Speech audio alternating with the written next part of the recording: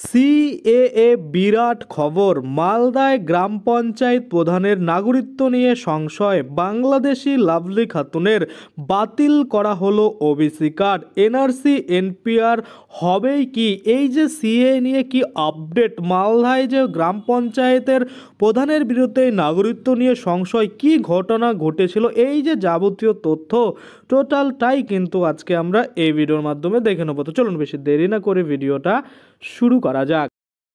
তো দেখুন, এই নিয়ে একটি নিউজ আর্টিকেলে বলা হয়েছে, মালদার হরিশ্চন্দ্রপুরের রশিদাবাদ গ্রাম পঞ্চায়েতের বাংলাদেশি তৃণমূলী পঞ্চায়েত প্রধান লাভলি খাতুনের ওবিসি সার্টিফিকেট প্রত্যাহার করল রাজ্য সরকার।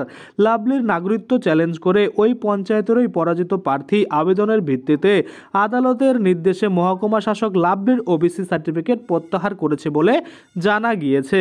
এর ফলে লাভলির পঞ্চায়েতের সদস্যপদ খারিজ হয়ে যাওয়া এখন সময়ের অপেক্ষা, যার ফলে তাকে হারাতে হবে পঞ্চায়েতের প্রধানেরও পদ। উপরন্তু ঘাড়ের উপর ঝুলছে গ্রেপ্তারির খাড়া। আমরা যদি দেখি 2023 সালে পঞ্চায়েত নির্বাচনে তৃণমূলের টিকিটে জিতে হরিশ্চন্দ্রপুরের রশিদাবাদ গ্রাম পঞ্চায়েতের প্রধান হন লাভলি খাতুন। এরপরই অভিযোগ ওঠে তিনি বাংলাদেশি। এই অভিযোগে তার বিরুদ্ধে হাইকোর্টে মামলা করেন নির্বাচনে পরাজিত প্রার্থী। সেই মামলায় বিষয়টি শুনানি করে নিষ্পত্তি করতে মহকুমা শাসককে নির্দেশ দেয় কলকাতা হাইকোর্ট। এরপর প্রকাশ্যে আসে তার আসল নাম নাসিয়া শেখ, বাবার নাম জামিল বিশ্বাস। রাজ্যে তৃণমূল ক্ষমতায় আসার পর ভারতে অনুপ্রবেশ করেন লাভলি। 2015 সালে তার নাম ভোটার তালিকায় ওঠে এবং 2018 সালে ভুয়ো বার্থ সার্টিফিকেটে জোগাড় করে সে ভুয়ো যে বার্থ সার্টিফিকেট সেটাও জোগাড় করে ফেলে। এরপর স্থানীয় বাগমারা এলাকার শেখ মুস্তফার নামে এক ব্যক্তিকে নিজের বাবা পরিচয় দিয়ে নিজেকে ভারতীয় বলে দাবি করে সে, এবং পরবর্তীতে ওদিকে বাগমারা এলাকার বাসিন্দাদের দাবি শেখ মুস্তফার সমস্ত সন্তানদের চেনেন তারা। লাভলি খাতুন নামে ওই ব্যক্তির কোনো সন্তান নেই, যে ব্যক্তিদের সাক্ষী হিসাবে উল্লেখ করে হাইকোর্টে হলফনামা পেশ করেছেন লাভলি তারা জানিয়েছেন তাদের সই নকল করা হয়েছে, তাদের ভাসানোর চেষ্টা করা হচ্ছে। আমরা যদি দেখি সেই ঘটনার পরে অবশেষে লাভলির ওবিসি সার্টিফিকেট বাতিল করেছে জেলা প্রশাসন।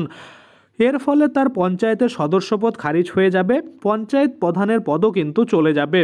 ওবিসি সার্টিফিকেট বাতিলের কথা স্বীকার করে তৃণমূলের ব্লক সভাপতি মর্জিনা খাতুন বলেন, এরপর কি হবে সেটা প্রশাসন দেখবে। প্রশাসন পঞ্চায়েতের দাবি নেবে না, দায়িত্ব নেবে নাকি উপপ্রধানকে দায়িত্ব দেবে সেটা ভিডিও ঠিক করবে। তো আশা করি আপনারা বুঝতে পারছেন, যারা ভুয়োভাবে এরকম Aadhaar card, OBC certificate, voter card, birth certificate বানিয়ে নানা রকম পদে রয়েছেন বা অন্যান্য কোনো কাজ করে ভারতে থেকে গেছেন, তাদের প্রত্যেকে এরকম খুঁজে খুঁজে বের করা হবে।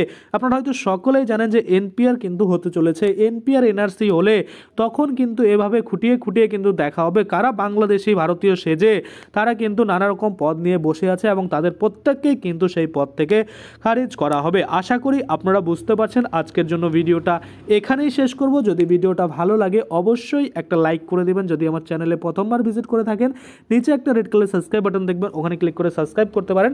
আর সাথে যে বেল আইকনটা রয়েছে ওখানে ক্লিক করে বেল আইকনটাকে এনেবল করে দেবেন। তাতে করে কি হবে, যখনই আমি এই ধরনের কোনো ভিডিও বানাবো সেটার যে নোটিফিকেশন সেটা আপনার কাছে পৌঁছে যাবে।